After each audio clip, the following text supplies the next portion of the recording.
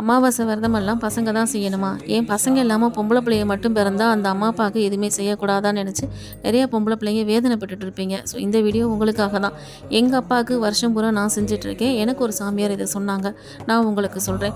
காலையில் வெள்ளனா எழுந்திரிச்சு குளிச்சுட்டு பூஜை ரூமில் போய் விளக்கேற்றி வச்சுட்டு நம்ம ஆத்மாவுக்கு முக்தி தரக்கூடிய கடவுள் யார்? சிவபெருமான். அந்த ஈஸ்வரனை மனசில் நினச்சி மனசார சாமியை கும்பிட்டு, நீங்கள் யாருக்காக விரதம் இருக்கிறீங்களோ அவங்களே நினச்சி சாமியை கும்பிட்டு ஒரு கைப்பிடி ஊற வச்ச பச்சரிசி அதில் கொஞ்சம் மண்டை வெள்ளத்தையும் கலந்து அதை கொண்டு போய் நீங்கள் வாசல்லையோ இல்லை மாடியிலையோ நீங்கள் வச்சிங்க அப்படின்னா அந்த காக்கா குருவியெல்லாம் அதை கொத்தி சாப்பிடும்போது ஒரு ஆம்பளை பையன் அப்பா அம்மாவுக்கு அந்த பிண்டம் கரைக்கிறத விட மோஸ்ட் பவர்ஃபுல் நம்ம செய்கிறது. ஸோ இதை நீங்கள் கொடுக்கும்போது அவங்களுடைய அங்கே ஆத்மா சாந்தி அடையும்.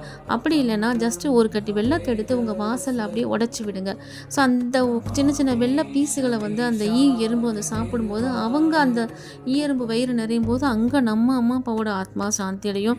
இதை செஞ்சு பாருங்கள். இதை செஞ்சுட்டு காலையில் போய் நீங்கள் ஒரு சிவபெருமான் கோயிலில் போய் ஒரு விளக்க போட்டுட்டு அவர்கிட்ட மனசார வேண்டிட்டு வாங்க. எங்கள் அம்மா அப்பாவோட ஆத்மா சாந்தி அடையணும்னு கண்டிப்பாக நடக்கும். அவரை நம்பினவங்க யாருமே ஏமாந்ததில்லை. சிவாய நம.